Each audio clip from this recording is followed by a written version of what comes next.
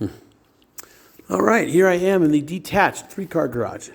This is actually a really big garage. It feels very deep. I think they said it was 26 feet or something like that in the county. I absolutely believe that. It is quite deep.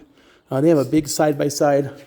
It is way, dwarfed by the amount of space that's in here. It looks like they got a pit here if you're into changing your own oil, which you might be, as I know you're a bit of a gear head type of guy, big car person, so that might be your cup of tea.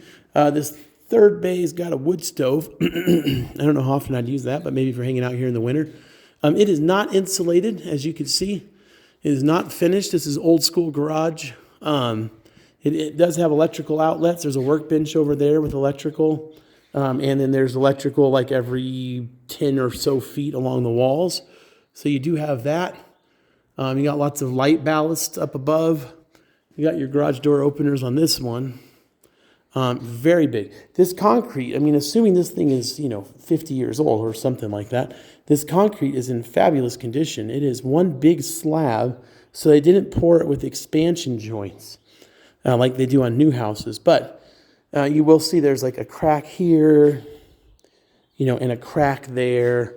But considering, again, that this is an old home in an old garage, this concrete looks in really good shape. It feels really solid. Stepping outside here, you see those are neighbor properties over there. You're not fenced. I'm going to just do a little quick walk around outside with you. There's some of those oak trees I was telling you about. You drive around to the 3 cars here in the back of the house. You drive around that dirt driveway. More oak trees. There's a hawk in that tree looking at me. I don't know if you can see it. Just flew there. It's about 20 feet from me staring at me. Nice size garage. It's more than 3 cars because you got 3 cars. That 1-car door is extra big too. It's not your standard 7 foot wide. It's probably 8 foot wide. And then you've got also that space. So you have like 3 cars and room for tools and storage and whatnot. That's a nice garage. This neighbor over here's got what looks like an RV garage. And even though you have neighbors, because there is so much privacy, so much foliage, it gives a sense of privacy. This tree is getting ivy growing up it. Probably have to get that cut out at some point. It's going to impact the tree, I would think.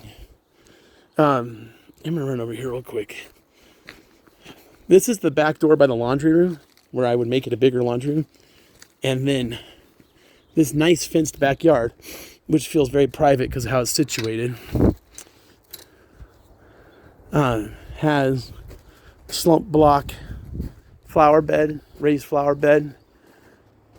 This high aggregate concrete patio with a little pattern in it. It's kind of cool. There's your 1-car garage. Here's your main house. That's the door I came out of. It's in the big living room area. Some kind of a covering here. I don't know, maybe you put your firewood in there or your lawnmower. You don't have a lawnmower, but whatever you don't want getting rained on. That is a clean out for the fireplace. You see that little door down there? Little fireplace clean out. Excuse me, I'm still trying to get 100% over that cold. My nose is still stuffy. I wish it wouldn't be.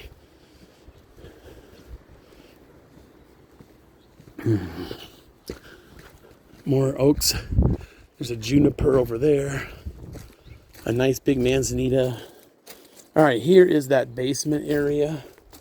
So the basement area is going to stretch the length of the living room, dining room, and the like family room area that's attached to the dining room, whatever you want to call that.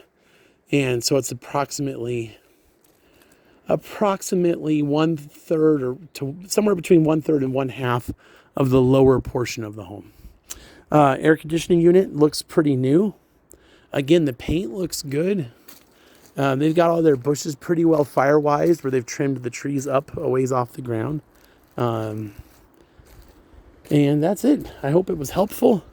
And if you have any more questions, make sure to let me know. Thanks. Bye.